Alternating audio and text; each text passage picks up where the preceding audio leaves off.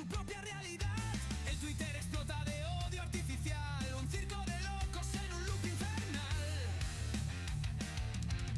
Noticias chatarra de portada brutal, nada importa la verdad ni el final. Falsos héroes en un mundo virtual, somos esclavos del click emocional. Incómodos, rompiendo tu burbuja mental. Incómodos, nada en esta vida es normal. Incómodos, cortamos las cuerdas del mal. Incómodos, nuestro grito siempre será real. Riffs pesados cortan el aire, sonidos sucios sin un nadie que calle. Las pantallas tiemblan, quieren apagarte, pero aquí seguimos listos para desarmarte. No sé por qué la gente votó por mí. Because it's nice, because it's handsome, there's something incredible. Cansado de las noticias que no dicen nada. Nosotros tampoco decimos nada. Pero con sarcasmo. Incómodos, donde la verdad duele, pero da risa. Buenas tardes, 12:31 con 55. Ya estamos listos para una jornada más de Incómodos, acompañado de la señorita María Laura Mieles. Bienvenida. Hola, ¿cómo están? Buenas tardes. Muchísimas gracias por vernos el día de hoy. Les recuerdo que de entrada empiezan dejando su like, haciendo comentarios en la transmisión y no cae mal un aporte, ¿no? Por favor, para que ayuden a sostener este espacio que realmente sobrevive gracias a John Zurita y al resto de ustedes. Así es, gracias al auspicio de John Zurita y de alguna de la gente que está aquí pendiente en este espacio todos los días junto a nosotros. Gracias por esa fidelidad, porque hay gente que se queda, que ve a los chicos en himno nacional y dicen, bueno, yo me quedo a verlos ustedes también porque me caen bien. Y hay gente que también llega y se involucra a este espacio donde hablamos cualquier cosa, pero tratamos de decir Un poco de todo. un poquito de todo, tratamos de darle Y un un poco toque de de nada. divertido, un toque de diversión, algo, ¿no? Porque en medio de tanta mala noticia y de tanta cosa es bastante complicado. Pero bueno, una cosa que es importante recalcar es que el día, a ver, mucha de la gente que nos ve, por lo menos el 76% de la gente que nos está viendo en este momento no está suscrita a Chroma Click. Así que te pido, suscribirse es gratis, es abaca, pero nos ayudas un montón a crecer como canal. Entonces, si estás viéndonos y tú dices, uy, cierto, yo no estoy suscrito, este es el momento para suscribirte. Así que, ya sabes, dale ahí clic a la suscripción, no como Zapping que te Ya, mi roba, amor, porque ya. es gratis y no te Ya, vamos mi a cobrar amor. nada después. No como los partidos de fútbol. Así que ponte las pilas y suscríbete ya. Pero bueno, empezando Entrando con en las detalle. noticias que nunca faltan en este generoso país, vemos como el día de ayer se votó a favor de que le suban los intereses a los estudiantes que mantienen créditos educativos o deudas de créditos educativos. Hable A ver, serio, vamos a ver Veamos la votación, tenemos la la votación. votación. Vemos la votación. A ver, ¿qué dice? A ver, ahí está la votación. Ya vemos todo lo verde, significa ADN y Pachacutic y Sergio Peña, ¿cierto? ¿O no? Bueno, no sabemos ya, la verdad es que es un relajo eso ahí. Pero sí, 80 votos por el sí, ya vamos a conversar bien de ese detalle, qué fue lo que pasó. Y también veamos a continuación, porque el todo lo rojo es RC. Vamos a ver ahora el comunicado de la bancada ciudadana y luego vamos a ver lo que dijo Yairén Noriega, pero ahí dice: Veto encarece créditos educativos. En la Asamblea Nacional durante el periodo anterior se aprobó en segundo debate una reforma que buscaba aliviar la carga económica de miles de ecuatorianos endeudados por créditos educativos, estableciendo que el refinanciamiento de estas deudas se realice con tasas de interés más bajas, permitiendo así que los deudores puedan cumplir con sus obligaciones y recuperar su estabilidad financiera. Sin embargo, el reciente veto del Ejecutivo contradice este objetivo. Incrementa en al menos 2 puntos porcentuales el interés, 2, que deberán pagar quienes busquen refinanciar sus créditos educativos. Esta decisión representa un duro golpe para los estudiantes y profesionales que apostaron por su educación como vía de superación y hoy enfrentan condiciones aún más adversas para saldar sus deudas. Desde la bancada ciudadana rechazamos cualquier medida, bla, bla, bla, bla. Ya, dale. ¿Qué dijo la asambleísta Yairén Noriega? Hoy no les traigo tan buenas noticias. Ustedes recordarán que hace un mes estábamos festejando la aprobación de una ley para beneficios, para facilidades, un alivio financiero para los jóvenes que intentando cumplir sus sueños terminaron ahogados en deudas impagables con altísimos intereses. Y bueno, finalmente, después de una lucha de años, logramos aprobar una ley por unanimidad. Eso significa que todas las bancadas políticas de todas las organizaciones políticas, Pachakutik, Partido Social Cristiano, ADN y Revolución Ciudadana, nos unimos en esta causa para darles una solución a los jóvenes. Pues bueno, la alegría de esta ley nos duró poco porque llegó el veto del presidente Daniel Noboa, y este veto lo que hace es subir la tasa de intereses para el refinanciamiento de los jóvenes que adeudan créditos educativos. En la Asamblea Nacional aprobamos una tasa de interés del 5.49% y la propuesta del presidente es incrementar esa tasa de interés al 7.5%. Bueno, como ya saben, yo nunca dejo de luchar y voy a trabajar incansablemente para conseguir esos 92 votos que necesitamos, el apoyo de todas las bancadas políticas para poder ratificarnos en el texto original de la ley, para que esos jóvenes y sus familias por fin tengan un alivio económico. Así que bueno, les seguiré informando y deseenme la mejor de las suertes porque esta votación es muy importante para los jóvenes de nuestro país. Estaba leyendo en los comentarios que Pablo Naranja nos decía que no había sido votación, sino veto, pero luego del veto hubo una votación para ratificar.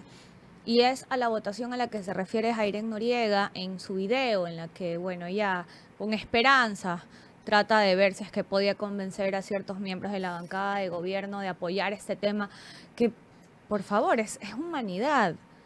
Ante la situación de desempleo que vive el país, ante la situación de precariedad laboral que vive el país, darle la mano a estos chicos que creyeron en su formación, que creyeron en el estudio, se endeudaron por ello, y ante la falta de oportunidades que el mismo gobierno no les da, que el Estado no les da, han tenido ciertos retrasos en sus pagos. Entonces, subir los intereses, los puntos de interés, de la tasa de interés, para esos créditos educativos, mientras con impunidad siguen evadiendo impuestos los grandes deudores de este país, es sencillamente indignante. Y eso no es todo, sino que encima de lo que van haciendo, lo celebran. Ay, ay, ay. Vamos a ver estas imágenes de los asambleístas ADN que han festejado este logro, que se supone que es un logro, entucarle 2 puntos porcentuales a los deudores de créditos educativos. 3 abstenciones. Ha sido aprobada la moción presentada por la asambleísta Rosa Cecilia Baltazar. Ahí está, aplaudiendo. Y por eso mismo, el día de hoy quisimos traerle al estudio, hicimos una invitación a un asambleísta que tiene en su ADN marcado a fuego profundo el amor por la patria. Quisimos traer a este invitado con nosotros. Lo tenemos en pantalla, veamos el fondo, a ver, ¿no? Uy, está vacío. ¿Qué? ¿No llega? Perdón, un momentito. Siento llegar un poquito tarde, pero estábamos con Lucía ahí. No vayan a pensar mal, no es que me gusta Lucía, a mí me gusta la hermana, pero en fin, no importa. Estábamos con Lucía, como nos gusta a veces quedarnos conversando, me atrasé un poquito, cosas que nunca pasan en la asamblea. Perdón, es que vengo con hambre. Oiga, joven, Joven, gracias por lo de joven. Lo quisimos invitar para hacerle una serie de preguntas. Sí. Antes que nada, yo quiero, más adelantito le voy a responder a Jairen. ¿Cómo es Jairen? Jairen, lo que dijo, porque tengo una respuesta que no va a poder refutar. Siga adelante, asamblea. Perdón, la costumbre. Siga adelante, aunque nosotros no dejamos hablar, pero bueno, siga usted adelante. Sí, aquí nosotros le damos la palabra, es al revés. Bueno, señor, lo que quería más bien preguntarle es el tema de este tema de aumentarle los puntos porcentuales a los estudiantes. ¿Por qué ustedes festejan esto?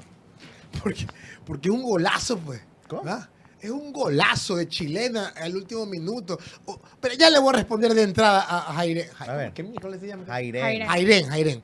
Es como nunca hablan yo. Bueno, mire, ella dijo algo. Nosotros somos incansables en la lucha. Los jóvenes también son incansables, pues. Okay. Los jóvenes tienen toda la energía. Son el futuro de la patria. Que trabajen más, pues, mija. Son incansables. Nosotros estamos un poquito más veteranos. Usted también, caballero, se haga. La señorita, bueno, sí está joven. Pero allá la gente, perdón, la gente de la asamblea ya tiene su edadcita, ¿no? Entonces, ¿quiénes son los que están llamados a construir este país? Los jóvenes. Son incansables, pueden trabajar 24, póngale 22 horas ya. Para entonces, Que duerman 2. no, Claro. pues 1 hora se demoran en llegar a casa. Todos viven ahí en lugares pobres. Con 1 horita de ruca ya se pueden regresar. Bueno, en todo caso, hermano, ¿qué más bello que darle la razón a nuestro amado prestigo? Darle la razón en fin, es un golazo. Muy bien. ¿Y qué piensa usted de esta? ¿Le parece bien que esta ley de solidaridad le dé el indulto anticipado a los militares, a los policías? Pero es un ratito algo me dijeron que tenía que... Perdón, me decía. ¿Que a usted le parece bien que la ley de solidaridad le dé indulto anticipado a policías y militares? Es un golazo, es un golazo. Ah, lo de los militares. Ajá. Ya que me pusieron Madre, lo siento, disculpe. Es que me habían escrito. Miren, yo creo que están un poco equivocados, ¿ya? ¿Me puedes repetir la pregunta? Que si le parece bien que los policías y militares tengan indulto anticipado. ¿Que tengo un insulto qué? Insulto. Lo que decía la ley de solidaridad que ustedes aprobaron, ¿no? La misma ley lo dice, una ley de solidaridad. ¿Ya? Usted sabe que el policía y el militar están para cuidar a la gente. A veces. Se Usted exceden un sabe, poquito. algunos deberían ya usar lentes, entonces a veces tienen algún problema de identificar al cristiano que está en la calle. Usar lentes de visión nocturna, dice tú. A ver, puede haber una que otra equivocación, pero el policía y el militar que se han pasado su vida metiendo preso a los criminales, usted lo va a meter preso. Usted sabe el pito que le van a ocasionar en la cárcel. Le van a hacer tonteras, puñaño. Le van a hacer daño. Asambleísta, ¿y qué pasa en los casos de exceso de los militares? sexo? ¿Qué? Exceso. Exceso. Cuando Exce- se pasan del límite Ay, Pero Ajá. no eso que ustedes hacen allá, no. establecido ¿Qué? Perdón. por la ley. Bueno, siempre. ¿Qué pasa en esos casos? Porque básicamente están teniendo impunidad, asambleísta. No nos hagamos. No somos el primer país del mundo que... Chucha, estamos al aire. Digo, bueno, en fin, vamos a analizar y a tomar todos los mecanismos necesarios para que no haya impunidad y para que todo el rigor de la ley caiga sobre quien tenga que caer. ¿Así? Muy bien. Y esto de la ley de espionaje, ¿por qué? ¿Pero por qué aplaude? Todo aplaude usted, señor. La ley de espionaje, ¿a usted le parece bien que también puedan espiarnos a nosotros, las redes sociales, que se le metan a su WhatsApp, a su Instagram, a su, no sé, a su correo? Que le vean sus chats, las fotos que ha enviado, las que ha Las que recibido. se envían ahí entre asambleístas.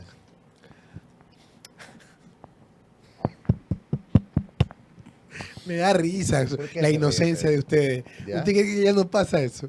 Usted, y no solamente a nivel gubernamental, de inteligencia. Sí. Su mujer lo espía, amigo. Su mujer lo estorquea, su ex lo estorquea, usted también, acá el muchacho que está de acá también. También. Sí, se crean cuentas falsas, están ahí atrás de usted y usted O no sea, se da pero el cuenta. espionaje acá va a tener implicaciones jurídicas en el caso de que a usted le encuentren algo. No es lo mismo que me stalkee un ex. Yo no fui. Yo no lo sabía. Hay siempre una frase ahí que uno dice delante de cámaras y no pasa nada. Y cuando a ustedes les toque, si es que les toca. Es que lo malo no es la argolla, sino no estar dentro de la argolla. Yo les recomiendo que vayan pensando bien lo que están haciendo de su vida. Oiga, asambleísta. Me acaba de dejar con una crisis existencial. asambleísta. Yo también lo pensé. Asambleísta, por favor, yo quería hacerle una última Siempre estoy dispuesto a perdonar y a escuchar. Olvidar. Dios mío. Así. A ver, yo dígame, quería dígame. hacerle la última pregunta, porque la verdad es que vamos a tener otro invitado, entonces para ya pasar de ahí. Quería preguntarle qué piensa usted sobre esta posibilidad de que el Estado se apropie, digamos, recupere, entre comillas, estos terrenos de zonas protegidas para activar la economía a través del turismo y cosas así.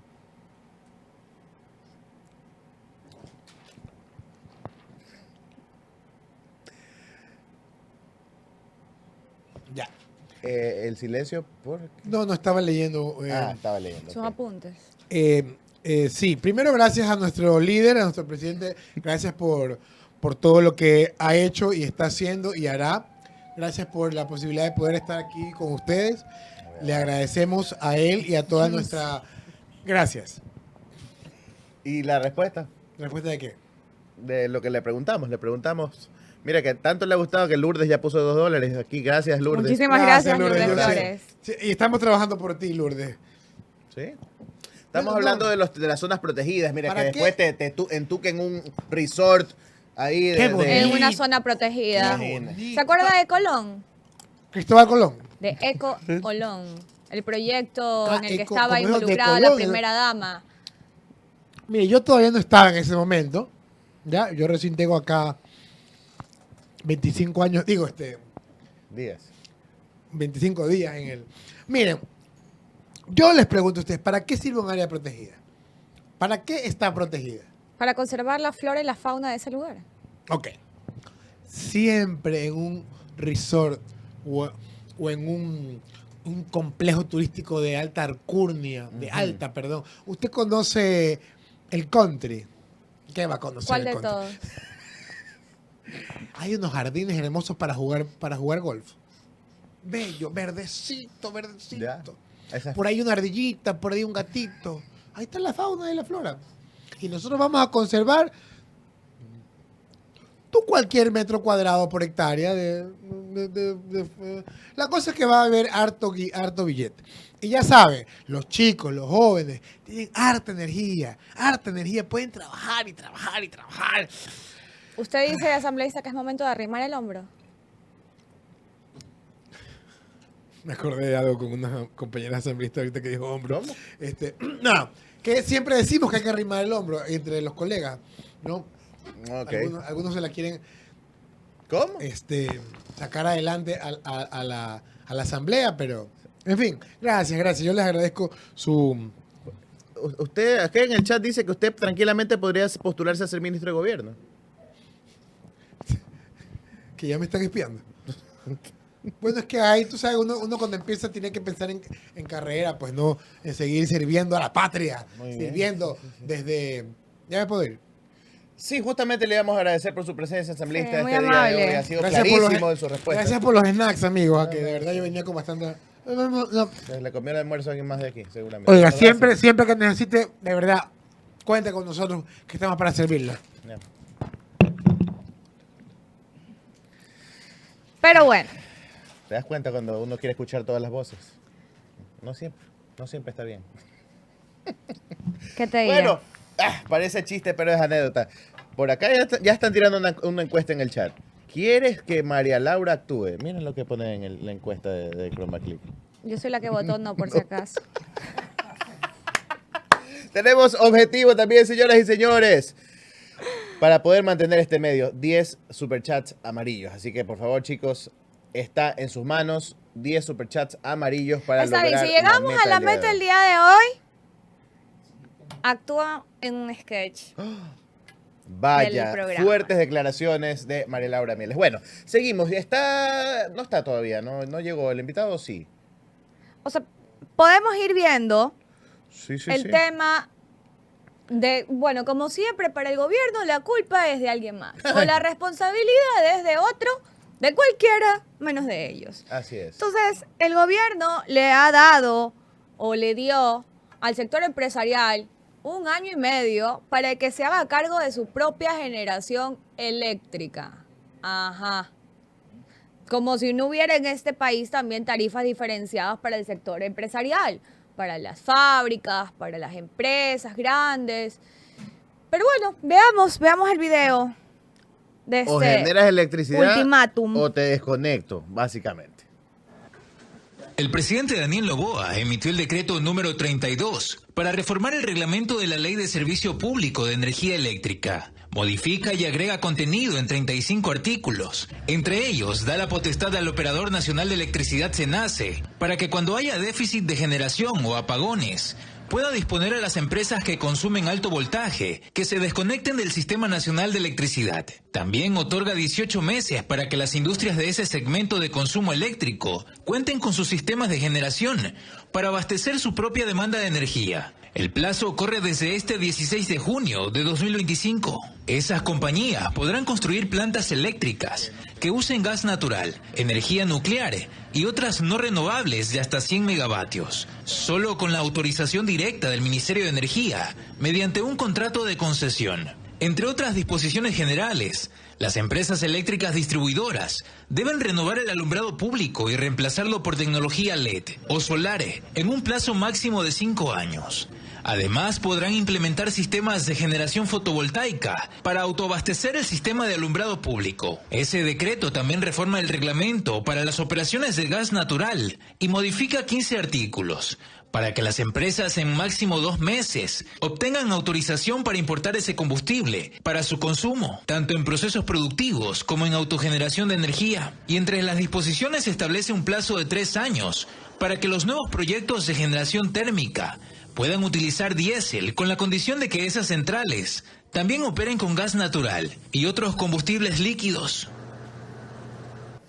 Bueno, ya sabes, entonces, o generas energía, ñaño, o te desconecto. Básicamente, yo no me voy a hacer cargo de la luz. Tú gastas de tu mucho, hogar. verás gastas tú lo mucho, que haces. exacto. Sí. No importa que tu funcionamiento genere empleos, no importa de que de tu funcionamiento dependan muchísimas familias. No.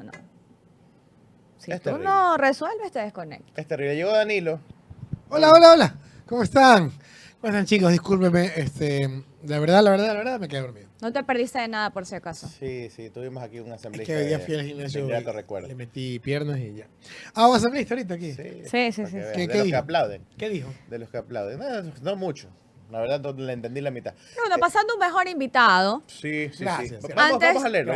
Antes de darle paso al invitado de hoy, Gracias, vamos a Megamark. leer un tuit que puso hace un par de días. Dice, el pasado 14 y 15 de junio en Quito, por favor, ayúdame leyendo porque la cámara está justo en medio. Sí, con una muestra de 820 casos, el CIES hizo una interesante encuesta relacionada con el tema de inseguridad y violencia. Un 70% de los consultados manifiestan que la inseguridad aumentó. Sin embargo, dicha percepción...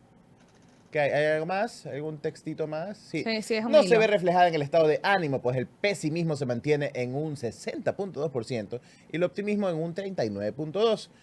Yo creo que estoy en ese 60.2%. Poca variación con la encuesta del anterior mes. Sin embargo, la calificación de gestión del presidente Noboa presenta una caída, ubicándose en un 45.1% la positiva, y eso es hartísimo. La verdad es que no sé de dónde saca ese Los que porcentaje. votaron por él. Y la negativa en un 52%. El estudio intenta individualizar la responsabilidad en el aumento de la violencia o en la responsabilidad de resolverla. Y si bien un 32.9% afirma que es el presidente el responsable de resolver el problema y un 32.6% el gobierno, un 21% señala como responsable del aumento al gobierno y apenas un 13.3% al presidente, seguido de un 11.7% que señalan el narcotráfico como responsable. No obstante, hay una cifra que podría ayudar a interpretar de mejor manera la relación percepción-realidad. Y es la que tiene que ver con el tiempo que tomará resolver el problema de la inseguridad. 5 de cada 10 consultados señalan que se resolverá en algunos años. Sin embargo, un 19.1% señala que no se resolverá, pero aprenderemos a vivir con ello. Dios mío. Es claro que la estrategia tanto narrativa como de acción del oficialismo ejecutivo y legislativo en las últimas semanas ha sido intentar controlar la violencia. Empero la percepción sigue siendo difícil de entender cuando el tema preocupa a casi un 70% de la población, me imagino, ¿no? Pero la misma no endosa mayoritariamente la responsabilidad del aumento al gobierno presidente, a las leyes 4.3%, ni a la justicia 6.11%.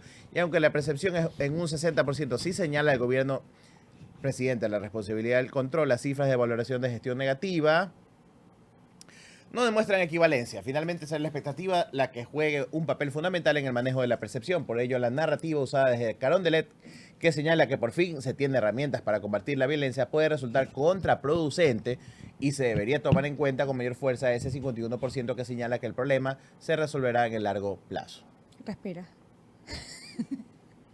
Bueno, entonces quiero dar la bienvenida con este contexto a Pedro Donoso, Él es director de ICARE, y vamos a tratar el día de hoy un poco este análisis del contexto político en Ecuador. Querido Pedro, bienvenido. Hola, hola, gracias por la invitación, encantado de estar con ustedes.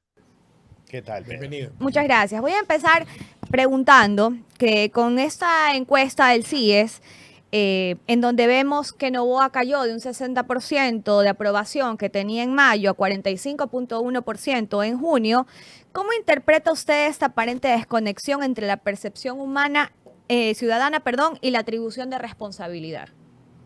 Digamos, ese es un tema que nosotros estamos intentando investigar mucho, pero es algo que me obsesiona desde hace un buen tiempo, ¿no? Me voy a salir un poco de la encuesta, vamos al Etnobarómetro, que es esta encuesta regional que hace, digamos, varios organismos internacionales, especialmente finalmente en la región, como digo, y hay varias cifras del Latinobarómetro 2024 que llaman mucho la atención, y aquí quiero, digamos, solo enfocarme en tres. La primera es un 80% de los ecuatorianos y ecuatorianas consultados dicen que la riqueza en el Ecuador está distribuida de manera injusta o muy injusta. Y nosotros hemos elegido 2 presidentes multimillonarios las últimas 2 elecciones. No digo que esté mal ser multimillonario y ser presidente, yo no estoy de acuerdo con que eso está mal, pero es bastante interesante, digamos, cómo no hay una conexión entre la percepción finalmente, ¿no es cierto?, de manifestar que la distribución de la riqueza está distribuida, valga la redundancia, de manera injusta o muy injusta, frente a la posibilidad de elegir un mandatario, digamos, que es parte de esa distribución, porque evidentemente eso es inevitable, ¿no? Un 81% de la gente consultada, por ejemplo, responde a la pregunta de, ¿usted cree que los grupos de poder, digamos, utilizan el gobierno para beneficiarse? ¿No es cierto? 8 de cada 10 dicen que sí. Y, digamos, cuando preguntas, por ejemplo, temas como la confianza interpersonal, solo hay un 8% que confía en el otro. Es decir, solo 1 de cada 10 ecuatorianos y ecuatorianas confían en el otro y solo un 13% cree que el país está progresando. Pero cuando individualizas esa percepción, un 74% dice que está satisfecho con su vida y un 54% dice que su familia está progresando. ¿Por qué pongo este ejemplo que quizás es más crudo que las cifras del CIES? Porque hay un divorcio entre la percepción y la realidad. Es decir, si 70%, vamos a las cifras del CIES, dice que la inseguridad, digamos, ha aumentado, en la valoración de 45.1% de gestión positiva del presidente Noboa es bastante sorprendente, digamos. O en su defecto, que solo haya 6 de cada 10 que se sienten pesimistas es una cifra también que nos debería llamar mucho la atención. Aunque parece que 6 de cada 10 es un montón, el promedio de pesimismo en el 2023, y aquí utilizo cifras de perfiles de opinión, fue de más del 90%. Durante todo el 2023, en promedio, 9 de cada 10 ecuatorianos y ecuatorianas se sentían pesimistas del presente. Pero en el 2023 no había las cifras, por ejemplo, de violencia que estamos viendo ahora, o no había los indicadores de desempleo y pobreza que estamos viendo ahora, ¿no? La gran reflexión que quiero hacer con esto y que pretendía hacer con este hilo larguísimo, ¿no es cierto?, es hay un divorcio entre la lógica de la percepción y la realidad, y eso involucra que hagamos estudios más cualitativos que cuantitativos, que preguntemos, digamos, más a la gente, no el qué, sino el por qué o el cómo, digamos, ¿no? Ok, o sea que más o menos lo que se me ocurre a mí de lo que escucho y de lo que leí en el hilo, estamos hablando de que la gente como que disocia, como que está en una realidad paralela, alterna, quizás por los medios o quizás consumiendo por las redes, ¿no? Consumiendo solamente cuando hay esta polarización que también existe en las redes sociales de solamente seguir la información de las personas que piensan como yo, opinan como yo, entonces como que vivo en un mundo, una burbujita fantasiosa, y si yo no estoy en esa burbuja, entonces no me entero y creo que no me afecta. Está pasando, pero está lejos de mí y de los míos. Es complejo determinar finalmente cuál es la razón, es muy complejo, ¿no? No hay salida fácil, no hay solución fácil, no hay respuesta fácil. Uno no puede atribuir específicamente, por ejemplo, al relato de los medios, porque si fuera finalmente así, no habría esta percepción del crecimiento de la violencia en un 70%, ¿no? Es decir, aquí digamos, es como desconcertante, porque yo quisiera tener una respuesta, no la tengo, la investigación social tiene que ser mucho más profundizada, pero por ejemplo, George Lakoff, que es el padre de la comunicación, perdón que sea tan aburrido, digamos, pero por ejemplo, George Lakoff dice algo bien interesante, que es el creer que las creencias irracionales de la gente se van a derrumbar por presentar evidencia, eso es en sí mismo una creencia irracional, ¿no? Es decir, porque digamos, no pasa porque yo vea que a mi vecino le matan, no pasa porque yo veo finalmente que hay secuestros, no pasa por ahí. Hay nuevos mediadores de la sociedad, es decir, hay nuevas maneras de reinterpretar la realidad de lo que está sucediendo y ese puede ser una de las razones. Pero le falta mucho a la investigación social para concluir cuál es la razón de no tenemos un solo indicador que diga que estamos mucho mejor que en años anteriores, por ejemplo. Sin embargo, el pesimismo está mucho más bajo, la valoración del presidente Noboa aunque ha caído, es importante y es alta. Entonces, ahí hay una lógica de, como usted muy bien dice, de un divorcio, ¿no es cierto? Pero hay que encontrar cuál es la causa real de ello. Yo creo que también podría ser el hecho que mucha de esta gente que se siente ¿cómo es? Positiva o que cree que está o que dice que está progresando y que dice que no siente la misma violencia del 2023. Yo creo que esta gente, se me ocurre que puede ser que votó por Noboa y no quiere decir de frente, ¿sabes qué? Me equivoqué. ¿Sabes qué? Si digo que está mal él, puede volver el otro. No, tengo que decir que está bien. Se me ocurre por ahí porque conozco mucha gente que dice, sí, estamos mal, pero ellos lo dicen. Cuando tú dices, sí, está mal, no está tan mal. O sea, ellos sí dicen, uy, está horrible la violencia, está matando, no salgan, dice, en un grupo. Y de repente yo un día digo algo sobre una ley y salen a defender como que no está pasando absolutamente nada. Entonces yo creo que a veces me da vergüenza decir, me equivoqué o me da miedo que saquen a este presidente que yo elegí. No sé, algo así a mí se me ocurre.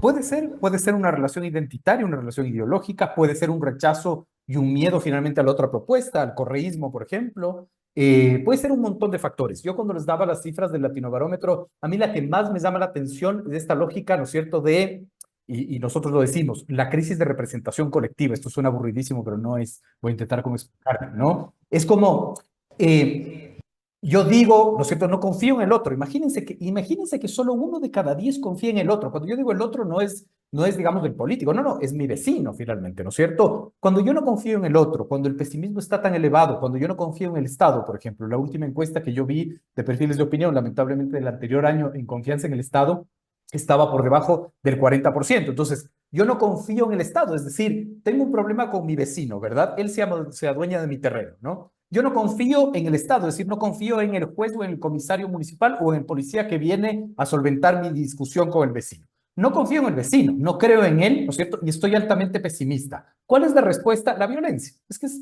bastante natural, digamos, una ecuación social que es bastante normal que sucede, ¿no? Entonces, cuando tú te enfrentas a eso y cuando ves finalmente que solo un 13% cree que el país está progresando, pero cuando le preguntas individualmente, hay un 74% que está conforme con su vida, ves que aquí hay una crisis de representación colectiva, es decir, que colectivamente, ¿no es cierto?, algo poroso está sucediendo, que ya no nos importa la representación colectiva, sino que yo esté bien. Y ahí viene, por ejemplo, un análisis que hacía un periodista argentino que él decía, en el siglo XXI no creemos en el Estado, no creemos en los medios, no creemos en los políticos, no creemos en los sindicatos, no creemos en nadie colectivamente, pero sí creemos en el influencer que en YouTube me dice que voy a ser multimillonario si comparto esta noticia, o en el influencer que me dice que puedo curarme del COVID con gárgaras, digamos, de bicarbonato. No hay representación colectiva, hay representación individual finalmente, ¿no? Y eso le pasa factura al tejido social. Pedro, yo quiero ir como entendiendo un poco más el tema de las cifras de la encuesta del CIES, porque con un 39.2% responsabilizando al presidente de resolver la inseguridad, pero solamente un 13.3% considerándolo causante o parte del problema, ¿qué efectos tiene esta distinción en la estrategia comunicacional y de gestión del Ejecutivo? Y si considera usted que debería cambiar su enfoque, ¿de qué forma? Esa era un poco la conclusión del hilo, ¿no? El peor enemigo del político es la expectativa, ¿no? Cuando tú creas expectativa, generas, ¿no es cierto?, un anhelo que después la realidad que tú no puedes controlar te golpea en la cara, ¿no es cierto? Es decir, la crisis te explota en la cara, como diría Mario Riorda, que es este experto en administración de crisis argentino, ¿no? Cuando tú dices finalmente, por fin ya tengo las herramientas para resolver el tema de la violencia, y nosotros sabemos que el problema de la violencia es un problema estructural que no se va a resolver en el corto plazo, estás generando finalmente esa expectativa que a la vuelta de la esquina te puede provocar un desgaste y te puede pasar factura, digamos, ¿no? Eso con el manual anterior, pero con lo que sucede ahora, con esta disociación, ¿no es cierto?, de la realidad y la percepción, es muy difícil saber lo que puede suceder. ¿Por qué lo digo? Porque finalmente no hay un solo indicador que nos plantee, como les decía, que estamos mejor, ¿verdad? Digamos, el año y medio, el año 8 meses del gobierno de Noboa fue un gobierno en donde, por ejemplo, la crisis energética, que ustedes lo han relatado, fue bastante grave, ¿no? No fueron 2 horas sin luz, como digamos, pasó con Guillermo Lasso, quien salió con menos del 20% de valoración positiva del gobierno, ¿no? No, digamos, fueron 14 horas sin luz y este es un presidente que ha logrado lo que pocos han logrado, la reelección y tener una diferencia de más de 1 millón de votos con su adversario, ¿no? Entonces, otra vez volvemos finalmente a el manual normal de la comunicación política te dice no generes expectativa sobre algo que tú no puedes controlar. El gobierno ha generado expectativa, no lo ha controlado, hemos tenido fenómenos, nos han quitado 14 horas sin luz y este gobierno ha sido reelecto. Y justo esa era mi siguiente pregunta, ¿no? Sobre cómo el gobierno podía actuar o debería actuar manejando las expectativas, porque esto a la larga podría causarle un costo político mayor. O sea, digamos, en este momento la gente está disociada, ¿ya? La gente no correlaciona la gestión o la falta de gestión con lo que está experimentando a diario. Pero eventualmente llegará un punto en donde o le roben directamente o le asesinen a un familiar o pase algún evento traumático que haga que poco a poco la gente empiece a responsabilizar al gobierno directamente por su inacción. Entonces, ante este escenario eventual, este escenario que podría suceder, ¿cómo debería manejar el gobierno el tema especialmente de la inseguridad en cuanto a su narrativa? Porque vemos la presencia de una vocera de Carondelet intentando un poco blindar a las autoridades de ciertas declaraciones que luego podrían ser perjudiciales, como por ejemplo la aseveración de que no habrán apagones, en las que ya cayó en la gestión pasada incluso el mismo presidente. Y luego tuvimos 14 horas de cortes.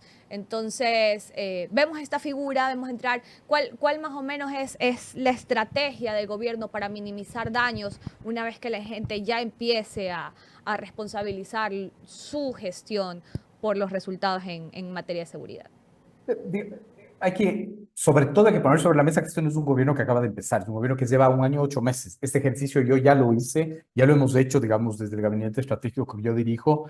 Hemos planteado como un escenario altamente probable que iba a tener un desgaste profundo por todo lo que sucedió, porque finalmente las cifras son absolutamente abominables. El 2025, el primer trimestre del 2025 es el trimestre más violento de la historia. En el Ecuador asesina a una persona cada hora y un poquito más, digamos, ¿no? Es decir, todas las cifras te dicen otra cosa, pero yo ya quedé mal, digamos, ya quedé mal cuando dije, el momento en que generas una expectativa, no la puedes controlar, hay desgaste político y eso se extrapola a resultados electorales. Y no sucedió así, digamos, ¿no? Entonces, me parece que es interesante la lógica de una vocería, me parece que es muy interesante el plantear finalmente la agenda de discusión de esa semana. Creo que hay que reforzarlo, digamos, ¿no? Porque la segunda rueda de prensa que dio la vocera fue una rueda de prensa, digamos, que no se dijo mucho, ¿no es cierto? Eso tiene que estar acompañado con una estrategia, digamos, política de posicionamiento de los temas, etcétera, etcétera, etcétera.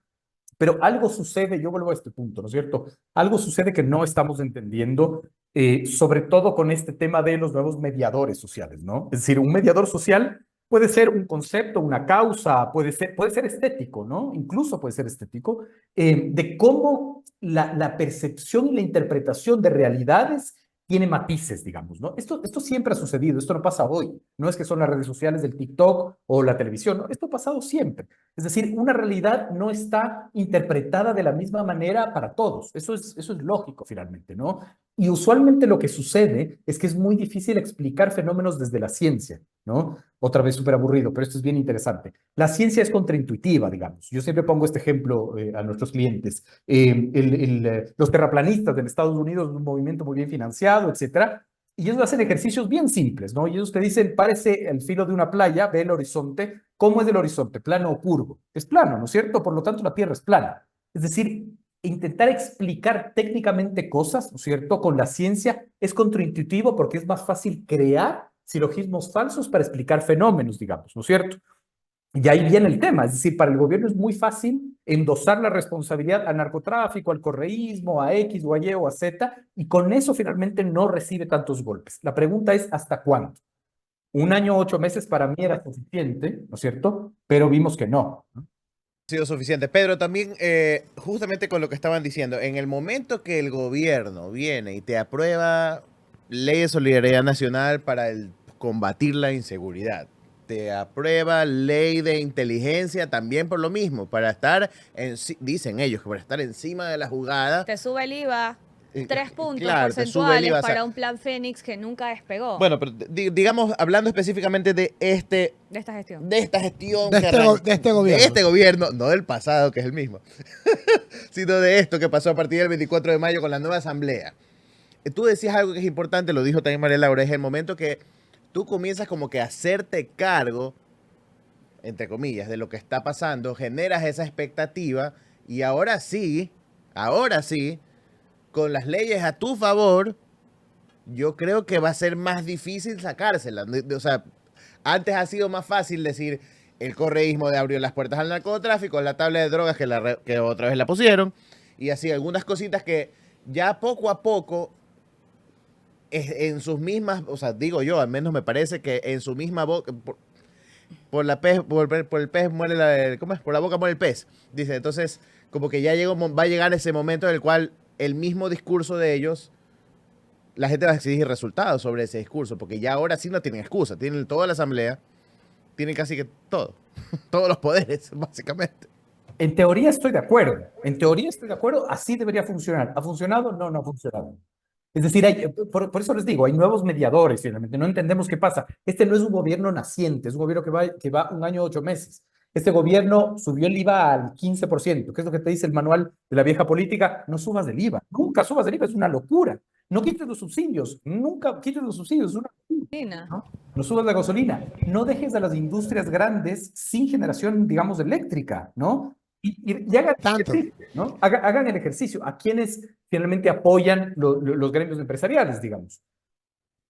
Al presidente que les dejó finalmente sin luz a las grandes empresas. Entonces, hay un desorden, ¿no es cierto?, político y relacional que aún no logramos entender porque hay nuevos mediadores. Yo no descartaría que el tema estético es muy, muy importante. Esta lógica finalmente de lo que Byung-Chul Han dice, la estética de lo pulido, dice, ¿no? Es decir, lo pulido no solo tiene que ver con lo estéticamente bello o con los cánones, digamos, de belleza, sino lo liso, lo que no genera conflicto, lo que finalmente es transparente, es puro. Eso sí creo yo que debería tener un peso o que podría tener un peso en sí mismo, pero también estamos viviendo otro fenómeno y ese fenómeno es, otra vez, Byung-Chul Han, que es este filósofo coreano-alemán, él dice, cuando una sociedad es incapaz de determinar qué importa, a la larga ya nada importa, ¿no? Y creo que eso es lo que está sucediendo. Es decir, cuando no nos espeluznante realmente que hayan matado a unas personas de una cisterna, cuando hay un 19.1% de la gente que te dice, la violencia nunca se va a resolver, hay que aprender a vivir con ello, ¿no es cierto? Vas viendo que el terreno de la normalización empieza, digamos, a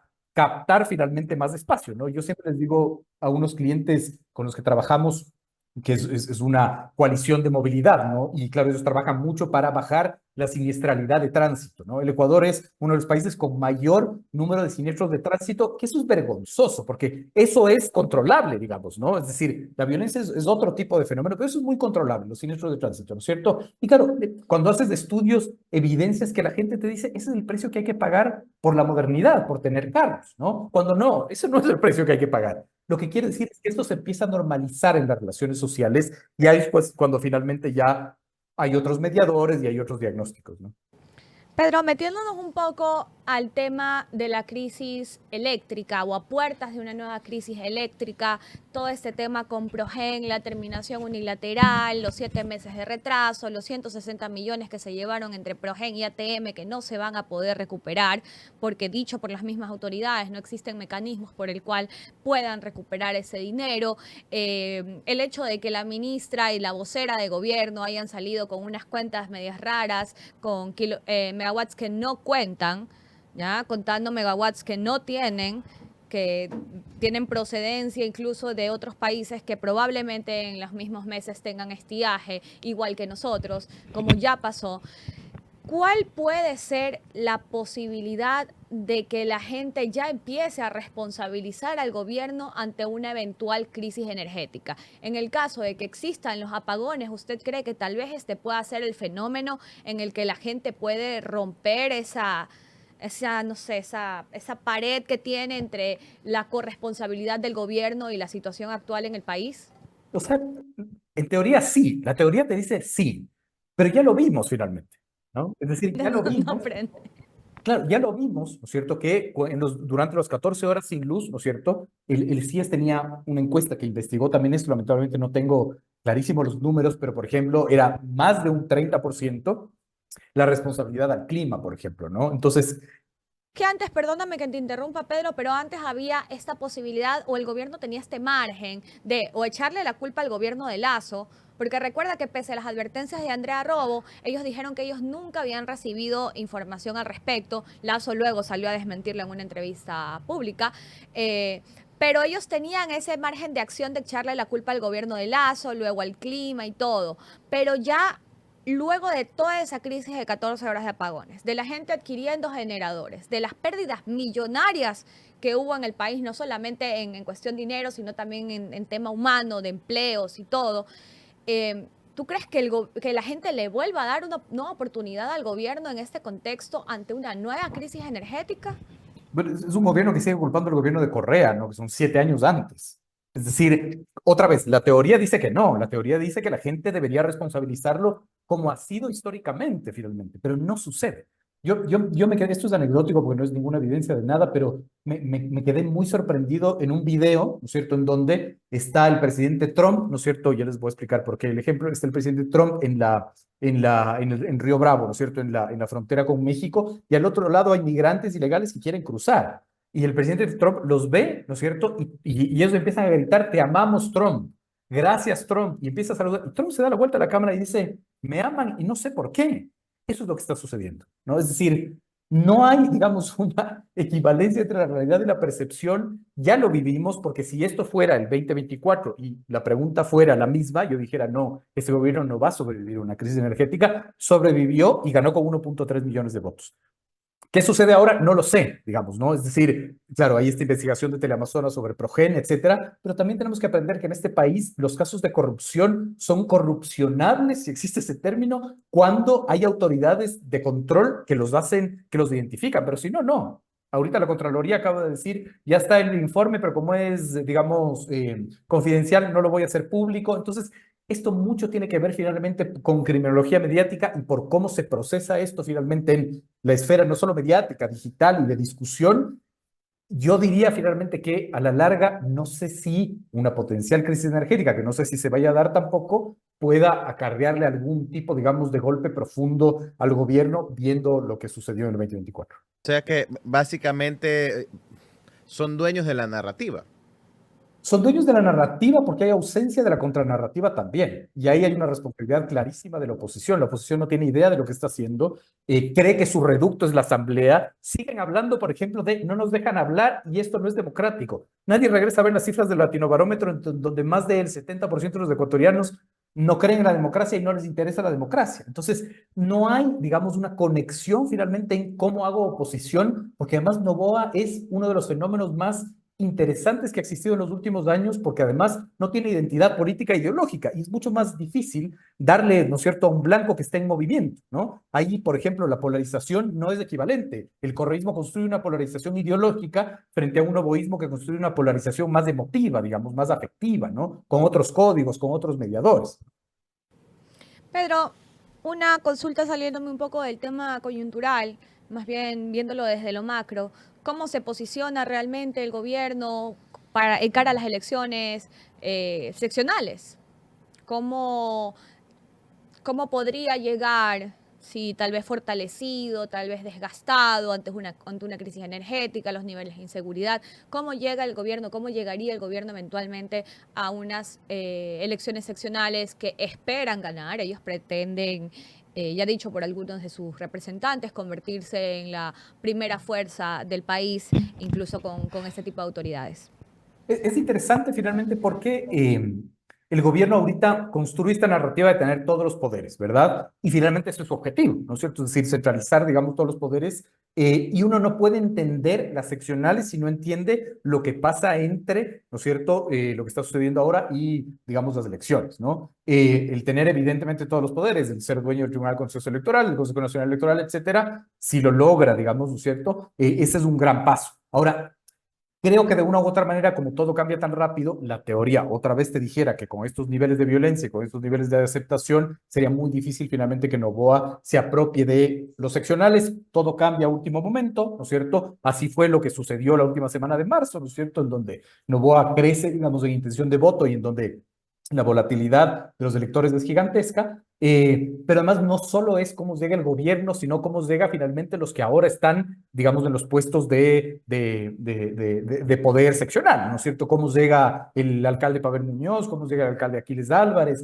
es decir, todas esas son ecuaciones. Me parece que es muy pronto, digamos, plantear finalmente un análisis de eso, ¿no es cierto?, para hacer un diagnóstico, porque todo cambia a último minuto. Yo creo que tengo una de las razones por las que Noboa es un fenómeno es porque desde Moreno hasta acá se ha fortalecido la narrativa del anticorreísmo a tal punto que cualquier cosa contraria a lo que está en gobernando ahorita significa ese miedo a Cuba, Venezuela, etcétera. El miedo al comunismo que les han implementado mucha gente, ¿ya? Y ahí hay otros fenómenos sociales como el estatus que alguna gente cree que es votar por la derecha, etcétera. Pero viendo esto que ha pasado en los últimos tres, Lasso y las dos votaciones de Noboa, siento que es el anticorreísmo. Cada vez que le dices a alguien, pero mira lo que está haciendo mal, es una cosa que no, pero peor es como un miedo y son como ciegos ante lo mal que puede estar por el miedo o el anticorreísmo. Eso es lo que he percibido yo. Y son como los caballitos cuando les pones esas cosas a los lados. Esa narrativa sí se ha fortalecido, porque más que la de la oposición, ¿qué puede presentar la oposición?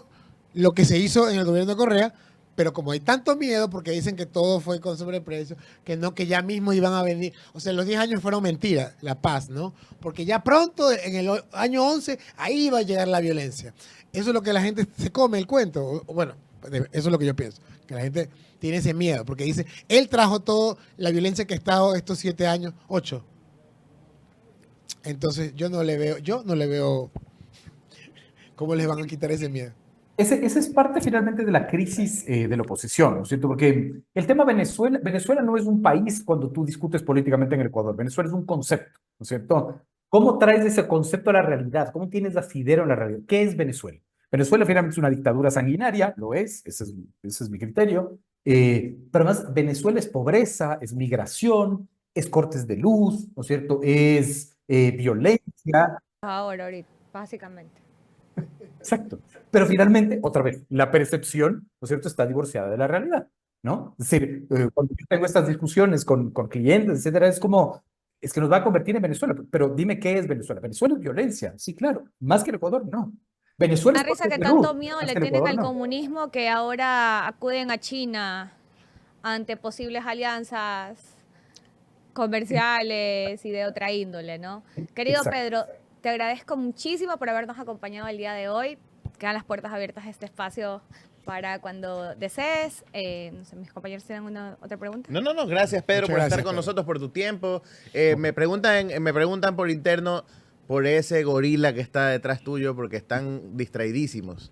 Es hermoso, ese es de un ecuatoriano que se llama Beto Valencia, que es un ilustrador que vive en España, que hace este tipo de ilustraciones. Es hermoso. Recién me lo compré, estoy orgulloso, por eso ahí lo pongo.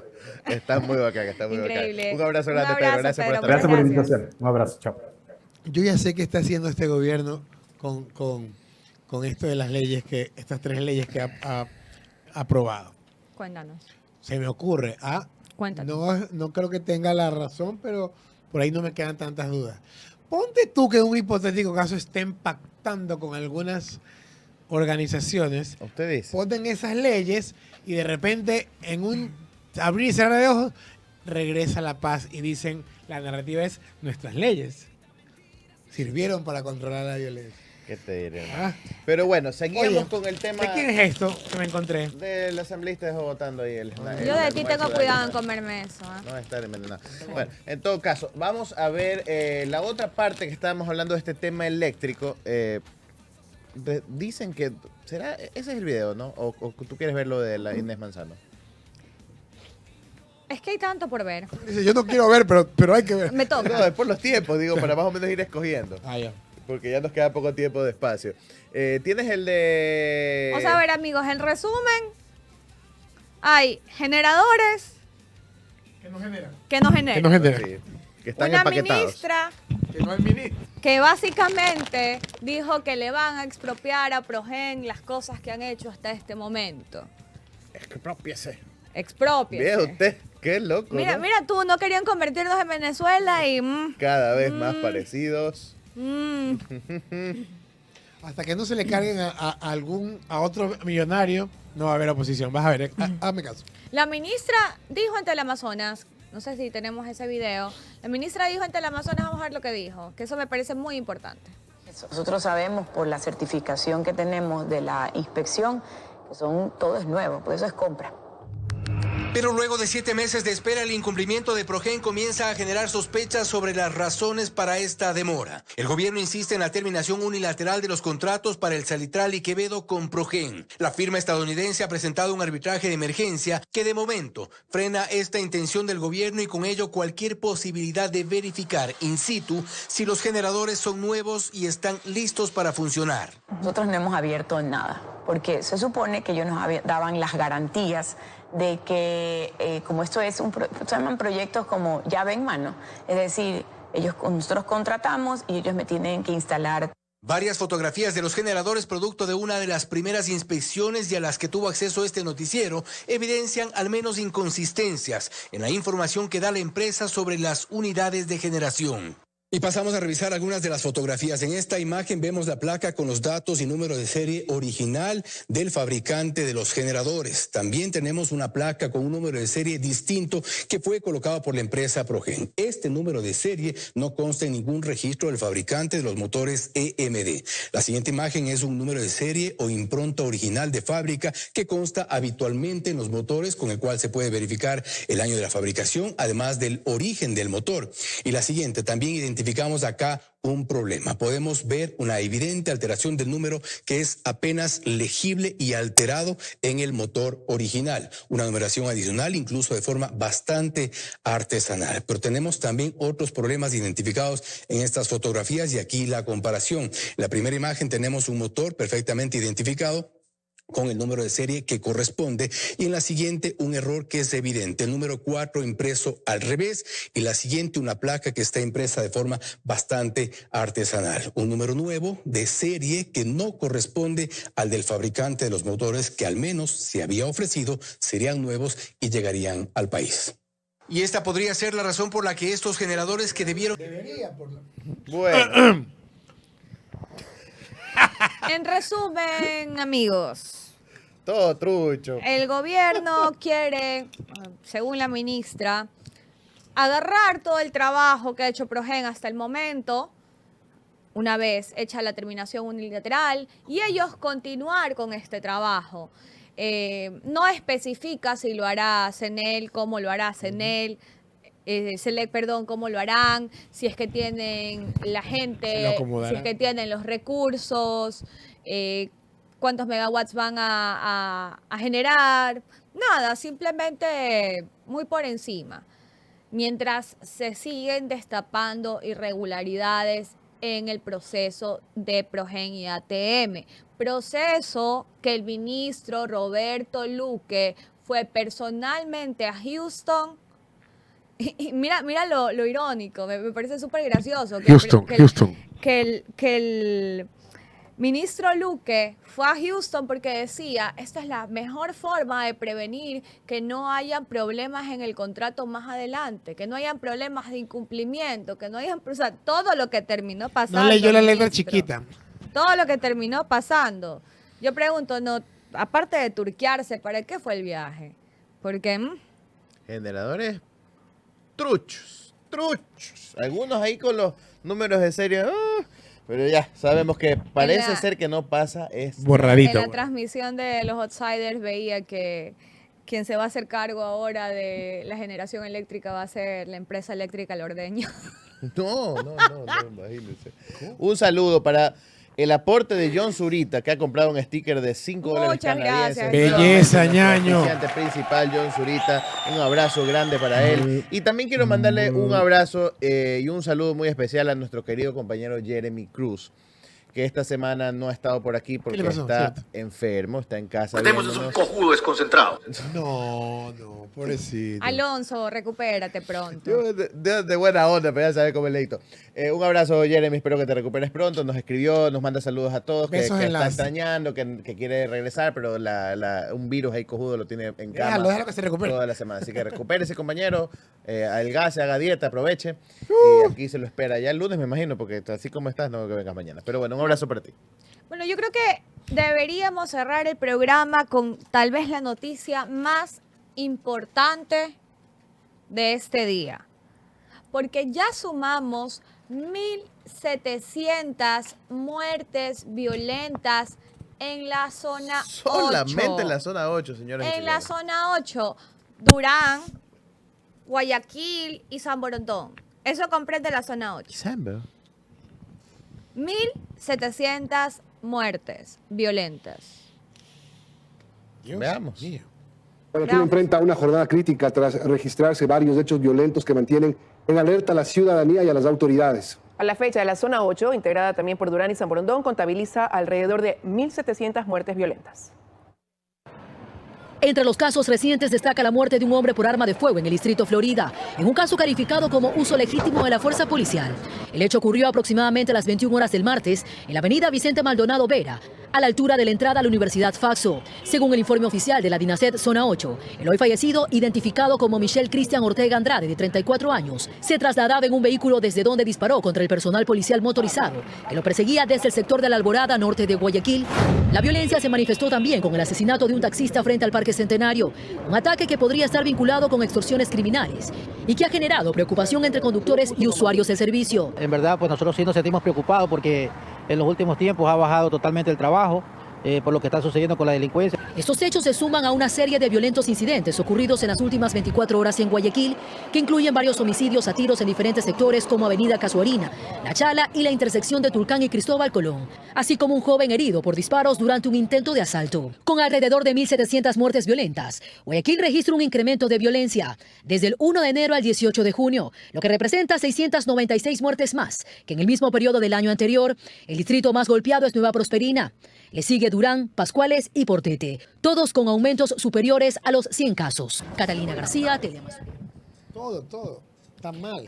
Acá dentro del estudio, mientras estaba reproduciéndose el video, teníamos una discusión sobre el nivel de conciencia, que básicamente lo que estábamos hablando con Pedro, ¿no? El nivel de conciencia que tiene la gente o de la correlación que tiene o que hace la gente entre la acción o la inacción del gobierno ante la realidad que viven.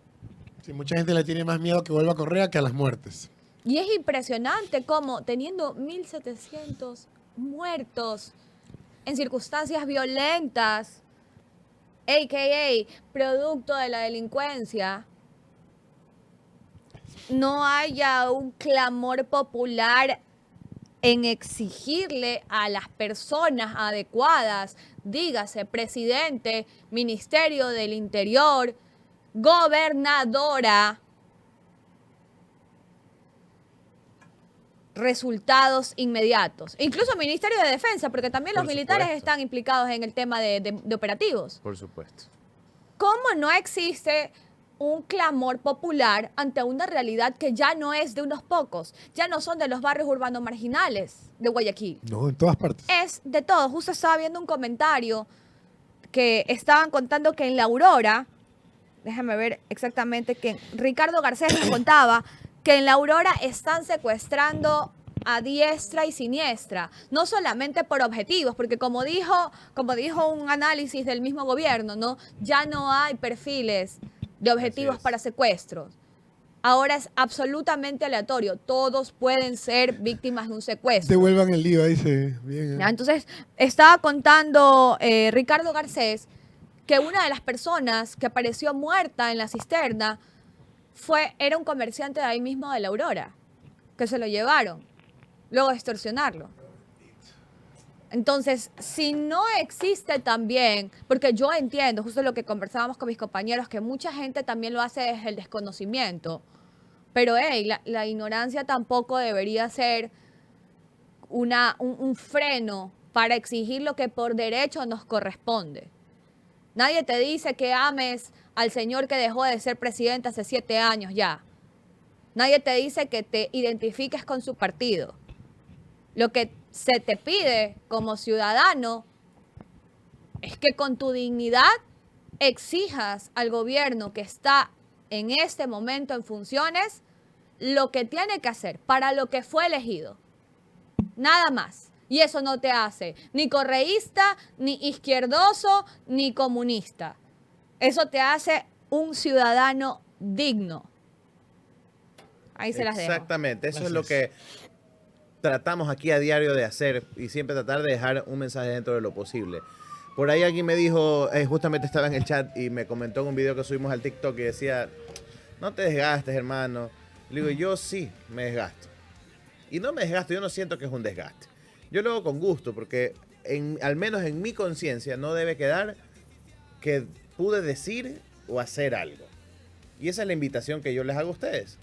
La gente que desconoce, no quiero sonar despectivo con lo que voy a decir, ahí podría sonarlo, pero la gente que ignora cosas, que no es un pecado ser ignorante, pero ignorar es no conocer. Yo a la gente que no conoce cosas, yo la veo y digo, chuta, no sabe. Entonces no la ataco, sino que trato de llegarle. Leo. Al menos yo soy así. No te pido que lo seas tú, pero si no está funcionando, no nos está funcionando este sistema de echarles el muerto al que ignora y decirle, no, que tú eres así, no está funcionando. Sí. Entonces, como sociedad hay que buscar otra forma. Y la forma es la educación, porque al que ignora algo hay que enseñarle, hay que educarle. Entonces, estos espacios son para eso y siempre tratando de darle con un poquito de humor.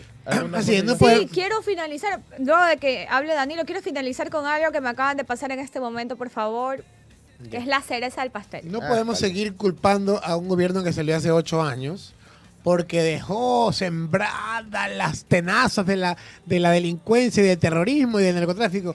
Ok, que los otros 3 gobiernos que han sido inútiles entonces.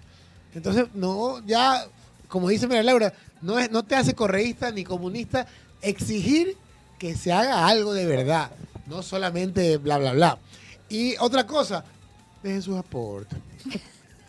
Para el almuerzo, chicos. Chañaño, ya llegó la quincena. Ya mismo llegamos a fin de mes. A ver, les recuerdo que nosotros ya tenemos... la quincena, me refiero... Tenemos un mes, hoy día cumplimos un mes de programa. Un mes.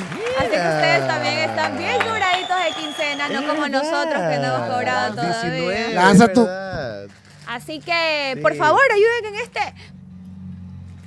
¿Cómo se dice? Cumplemes. En este cumplemes de programa, ya pues dejan ahí sus aportes. Como decía un amigo, Messiversario. Messiversario. Suena a aniversario de Messi, me gusta, bueno. me gusta. No. Bueno, vamos a finalizar el programa de hoy con una joya. A ver. Con Hannah Montana de la política. ¿Cómo? ¿Qué? ¿Quién? A ver, muestre. Quiero ver.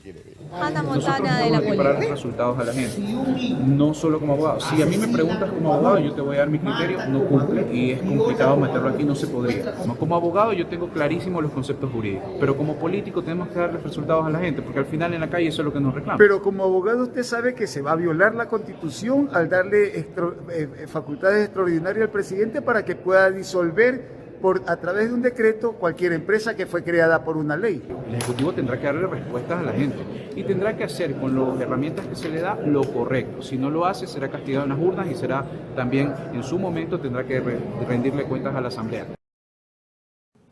No entendí la mitad de lo que dijo. O sea, dijo que básicamente, si a él le preguntas como abogado, te diría que eso es absolutamente inconstitucional. ¿Ya?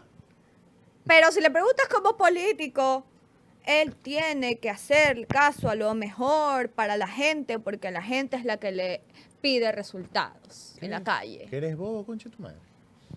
Es así. Vale, verga, este hijo de puta. Oye, ¿en serio, loco? ¿Ese es el nivel ñaño? ¡Qué decepción! Por eso, a mí me da risa cuando se rasgan las vestiduras Siempre- diciendo siempre- somos abogados y sabemos cómo hacerle. Esa es la muestra. Siempre Esa es la Sergio, muestra. siempre Sergio, nunca Insergio.